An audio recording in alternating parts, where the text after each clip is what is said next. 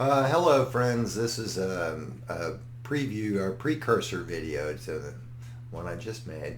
Um, and this is going to be about the ETC EOS family consoles, and I just want to touch base real quick on opening it and setting it up. So here, let me jump in. Right, so this is my desktop. When I downloaded the software, it arrived as a zip file, right? So I have a compressed, sort of like this little zippered file that I have here for Vectorworks.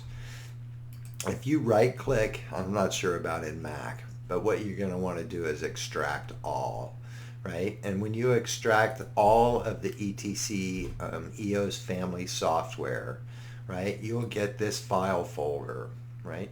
And if you double click on side of that, right here is the installer, and this shows the version that we're running. This is ETC family 3.0.0, and then that's the build.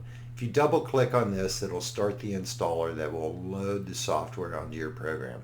It does not take a long time. You may have to answer just a few questions and authorize it. It just does not have a huge footprint. It's a good piece of software, right? So now, once you have that installed, for Mac, it's going to be in your applications, and for PC, I think they call it the same thing now, but it's going to be in your programs. And if you scroll down to your ETC folder, it says launch this. What I've done is I've just taken this and drug it over onto my desktop to create a link. And so now I have a link, a shortcut that will launch this from my desktop. All I have to do is double click this and it will start. When it brings us into this to initially starting, you're going to get this first menu.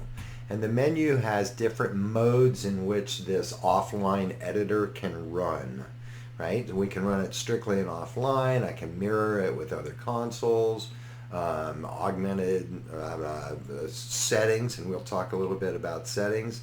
The place that we want to run is probably what is the default, and it's going to be offline with Viz, which is going to be the visualizer. And I'll click on this.